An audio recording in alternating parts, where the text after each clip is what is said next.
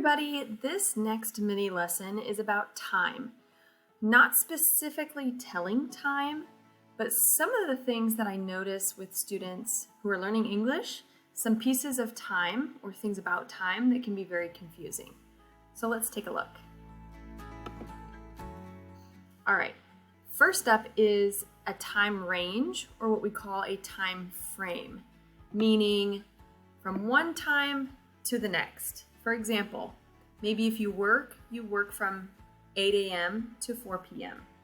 So let's take a look at 3 different examples of writing this, and I'll tell you what the number one mistake with this is. So first, here in number 1, we write 8 a.m. and then a dash or a line, 4 p.m. That means 8 a.m. all the way to 4 p.m., which if you're good at math, that's 8 hours. Next, this means the same thing, but we use the word to. 8 a.m. to 4 p.m. I work 8 a.m. to 4 p.m. every day. And third, this is another way to write it. 8 a.m. until 4 p.m. I start working at 8 a.m. I finish at 4 p.m. I work from 8 until 4 p.m. So, some of the confusion that I see for students, because as you know from this class, a lot of times we are typing messages to you, not saying them or recording them out loud. So when I send a student a time frame, maybe for a test or a meeting or orientation, and I say 8 to 4, this is your option between 8 and 4. A lot of times students think I mean that the option is 8 o'clock or 4 o'clock. Only those 2 times. And that's not correct. What I mean is in that entire 8-hour time frame, for example, you could pick a time for your test or the meeting, for example. So watch for that when you see it written with a dash, with the word to, with the word until, and also when you hear it. I work 8 to 4. Sounds like but what I'm saying is 8 to 4. And I mean the entire time, not just at 8 o'clock and then I stop and then I work again at 4 o'clock. All right, next examples. All right, let's talk about arrival time. So when you're going somewhere, when will you get there? That's what I mean. These I have noticed among English speakers, but I have also seen them written and seen them in texts or seen them in shows. And so I thought these are probably things that you may not know what they are. So first, if someone says, my dad says this to me all the time, what is your ETA? Or you might hear that for flying if you're on an airplane. What's the ETA? ETA, those 3 letters, ETA, that stands for estimated time of arrival. That means about what time will you get there? So when my dad says, what's your ETA? It's usually because I'm flying home and I will say 2 o'clock. I should land, the plane should land at 2 o'clock, and then he knows when to come pick me up, for example. All right, number 2 here.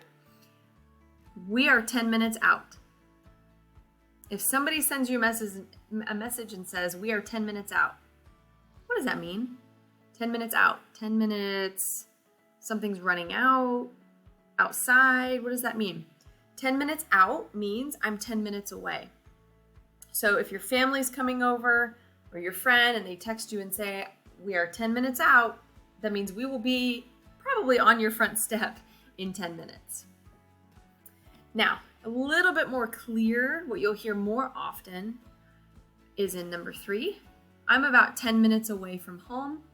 I'm about 10 minutes away, or I'll be home in 10 minutes. So all of these 2 in the number 3 box and this one here in the number 2 box, those all mean the same thing. In 10 minutes, I will be at wherever you are. In 10 minutes, that's where I will be. All right. How about this? I'm curious to know, what has been your experience with the American custom of being on time? Are we on time? Do we expect whoever we are meeting to also be on time? Think about your different experiences here in the United States. What has been the experience when you see a doctor, when you go to an office, when you go for your kids for school, when you meet, if you do go to another English class, what is your experience there?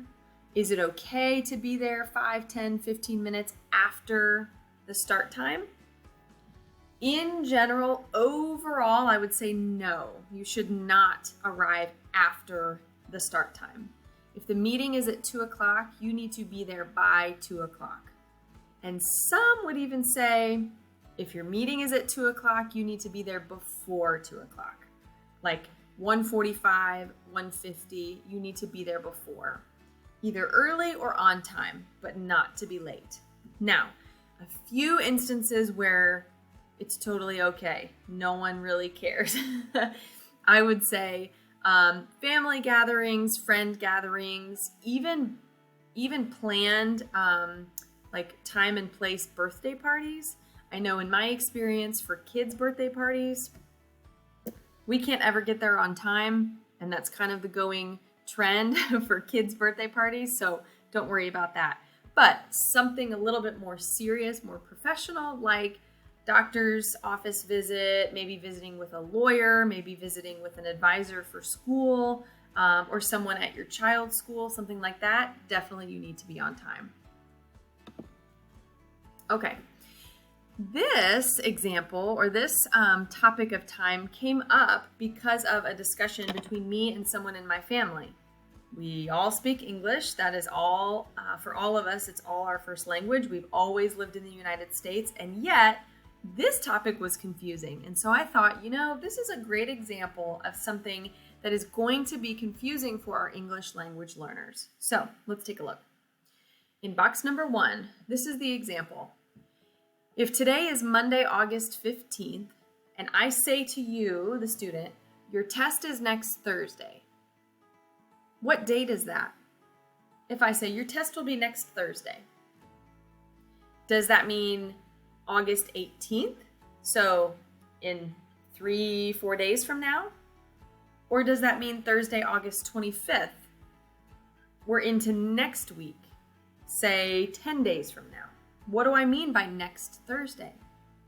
Well, this was the topic of confusion between me and someone in my family. He said next Sunday, and I said, so which Sunday is that?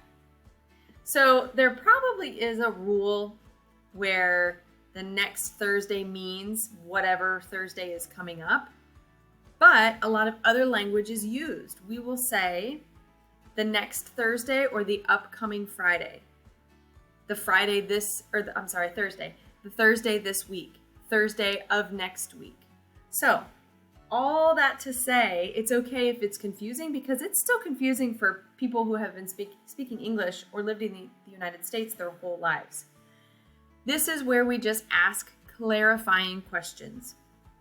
Something like, do you mean the 18th? Do you mean the 25th? Do you mean the Thursday after we take a vacation? Or do you mean the Thursday before? Whatever the case may be, it's completely fine to ask clarifying questions, especially when it comes to dates and times. You want to have them correct so that you're there, so that you're on time. So don't be afraid to ask which date. All right, last, just some fun examples of English expressions about time. Some kind of funny or kind of strange things you will hear people in the United States say about time. Let's see if you've heard of any of these. The first one, to kill time. What does that mean? I can't actually kill time. Think about that one for a minute. Next one, time flies. Like a bird? Does time fly like a bird? And the third one, time is money. Well, time doesn't change into money. Let's think. Back to the first one, to kill time. This simply means if you are lucky, you have extra time and you need to find something to do while you're waiting for something that's coming up.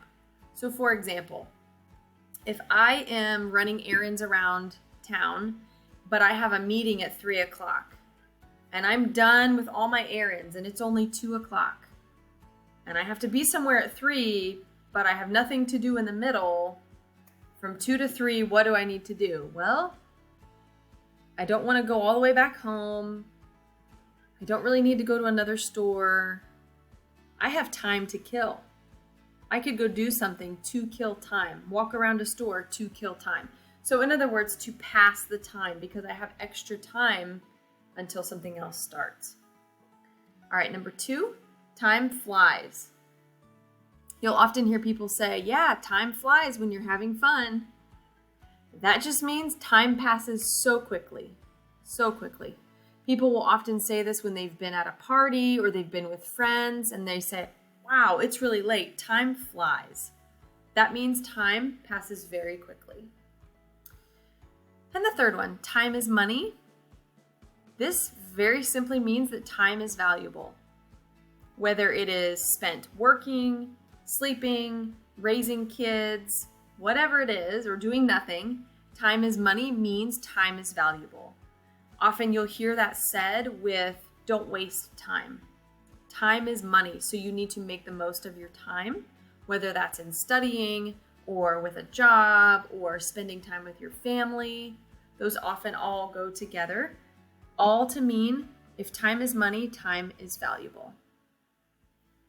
All right. I hope that this was helpful for you. Please leave a thumbs up when you've watched and let me know if you have any questions.